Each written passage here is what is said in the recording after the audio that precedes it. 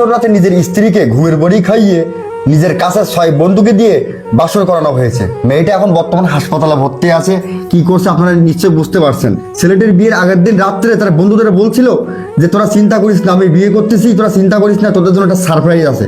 তো বিয়ের দিন যখন সবাই ঘুমায় পড়ে, তাদের মেয়েটাকে ঘুমের বড়ি খাওয়ানো হয়েছে। তারপরে প্রত্যেক বন্ধুকে ফোন করা হয়েছে, তোরা চলে আয়, আমাদের বাসায় চলে আয়, তোদের জন্য সারপ্রাইজ আছে। তো একে একে 6 জন বন্ধু যখন তাদের বাড়িতে আইছে, এক সাইডে ডাকছে, তো আইছে, আসার পরে ঘরে ঢুকে যা তোরা বাসর কর। চিন্তা করেন কত বড় একজন মানুষ, মনের মানুষ।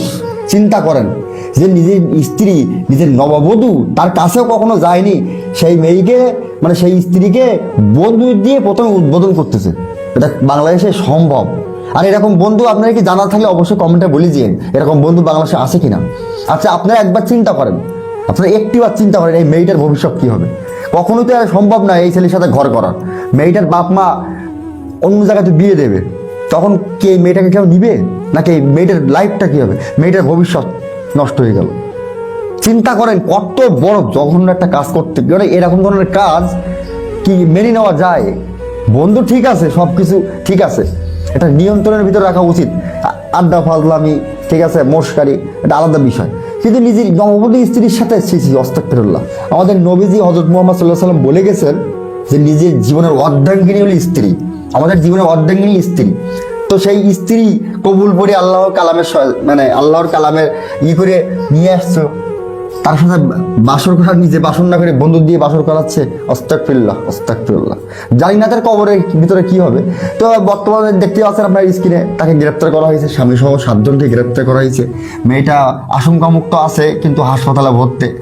চিন্তা করেন তার বাপ মার আহাজারিগুলো আমি দেখালাম না স্ক্রিনে, আপনার চোখে পানি আসবে। আজকে হয়তো যদি এই মেয়েটা আপনার বোন হতো কিংবা এই মেয়েটা আপনার সন্তান হতো, আপনারা বুঝতে পারতেন। তো মন থেকে একটাই কথা বলবো, আল্লাহ তাআলা যেন এদের ছাড় না দেয়, কখনো কারো আশীর্বাদ দিতে নেই। হ্যাঁ, তবু বলবো আল্লাহ তাআলা যেন এদের জন্য জাহান্নামে পরিণত করে, জাহান্নামে পাঠিয়ে দেয়।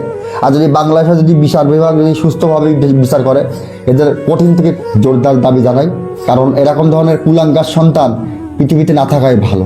তো আমি বারবার বলতেছি, সবার কাছে অনুরোধ করবো, যদি আমার কোনো প্রশাসন ভাই যদি আমার ভিডিওটা দেখে থাকেন, আপনাদের কাছে রিকোয়েস্ট করবো এদের কঠিন থেকে কঠিনতম শাস্তি দেন, তা না হলে এরা অনেক বড় কিছু করতে পারে।